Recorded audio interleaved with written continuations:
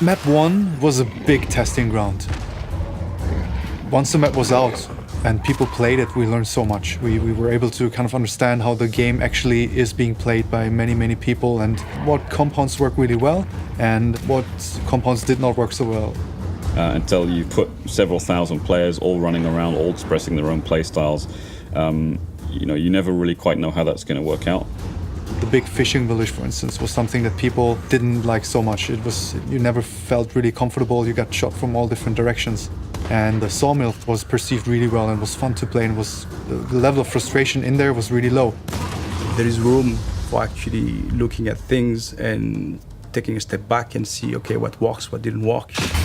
The data that we get from players has been invaluable, not only from server data and statistics based on how players play. We also get verbal feedback from them, we get forum feedback from them, and we gather all that stuff up and go through it, and then we see how we can apply that to the new level.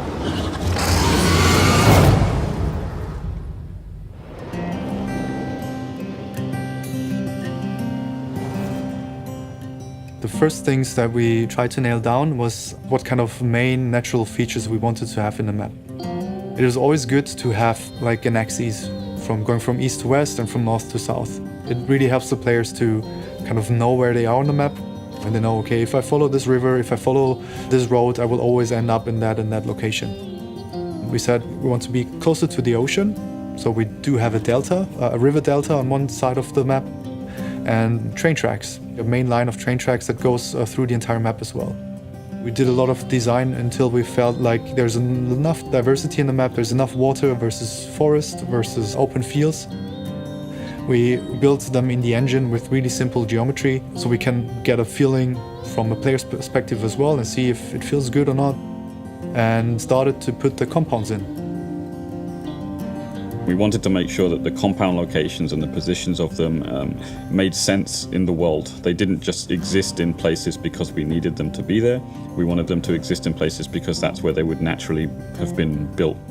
We knew that we had spaces reserved for these compounds and POIs, and then we could kind of retrofit into this more natural layout and get a much more realistic feeling out of it. Since the second map is post-Civil War, we have a fortress, like an old Civil War fortress that's been abandoned, an old prison. And then you have like a rail station just for some infrastructure. And from those 3 points, we kind of build up all the other compounds. In the old map, some of the spaces felt the same, but you couldn't really tell the farms apart from each other. And now each farm or each compound does really have a theme that sticks out, that you remember. It's not just Farm A, Farm B, Farm C. It's ironworks, it's brickworks, it's tannery. It helps you to focus on gameplay instead of getting frustrated, instead of getting confused and thinking, is this the same place I've been before? And things like this, especially when you're stressed, you can get confused. The fort and the prison introduced a new type of architecture, a new type of layout to the game that we had no experience with beforehand. They're very inaccessible. I mean, that's their main goal of being inaccessible. You have a fort, you have a prison. You don't want an accessible prison because that would be a really badly designed prison.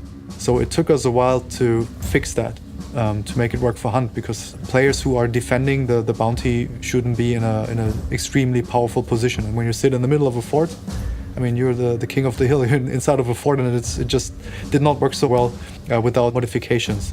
We design the fort or the prison in a way that we can cut out areas. It also comes into play with the theme we have. It's post-Civil War.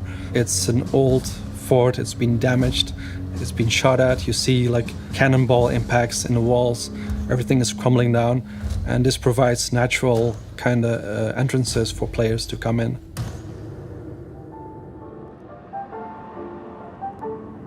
When we established what each compound does, what role it plays in the map, then we decide within each compound what each room was actually for.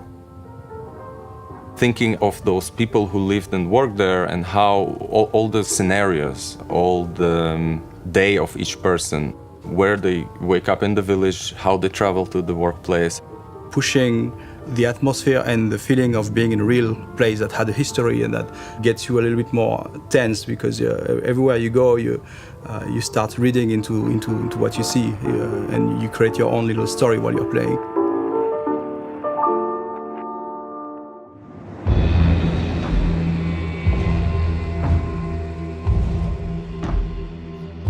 Map 2 is going to be a lot of things that players will feel they're very familiar with, but it's still going to be a totally different experience.